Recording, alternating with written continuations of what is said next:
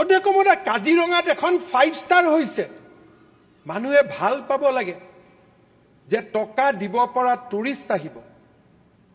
টকা কোনে পাব? হাতীৰ মাউতে পাব, জীপ সাফাৰীয়ে পাব, তাৰ দোকানীয়ে পাব, তাৰ ৰাইজে পাব। বেলেগ ৰাজ্যত মাতি আনে, জিম কৰবেট পাৰ্কৰ ভিতৰত 5 ষ্টাৰ বনাইছে।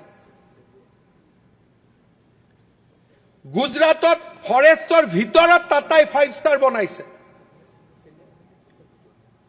কেনিয়াত ফৰেষ্টৰ ভিতৰত এয়াৰপোৰ্ট বনাইছে। আৰু অধ্যক্ষ মহোদয়, মোৰ কাৰণে ইমান সমস্যা যে এখন মাত্ৰ 5 ষ্টাৰ দিবৰ কাৰণে মানুহে টকা খৰচ কৰিম বুলি কৈছে, তাতো মই সংগ্ৰাম কৰি আছো। আজি কোনেও বিচৰা নাই যে কাজিৰঙা জীপ সাফাৰী সকলে বৰ্তমানৰ 1200 টকাৰ জায়গা 2000 টকা পাব। আৰু উৎপাদন হওক কাজিৰঙাত।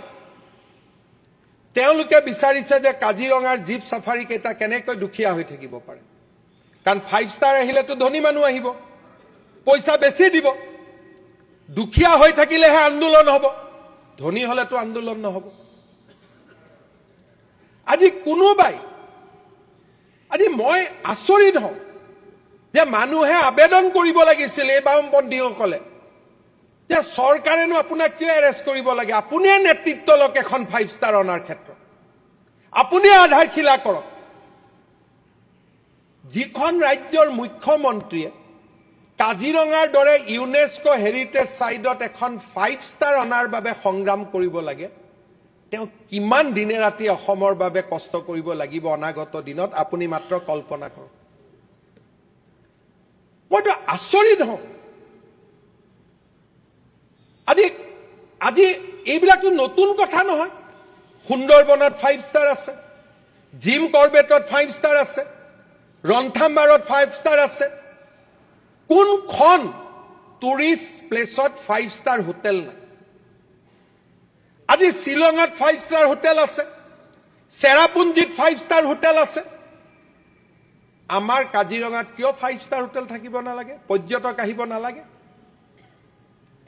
পৰ্যটন এনেকুৱা এটা উদ্যোগ, যি উদ্যোগ আহিলে না প্ৰদূষণ হয়, না খেতিয়কে মাটি দিব লাগে, একো কৰিব নালাগে।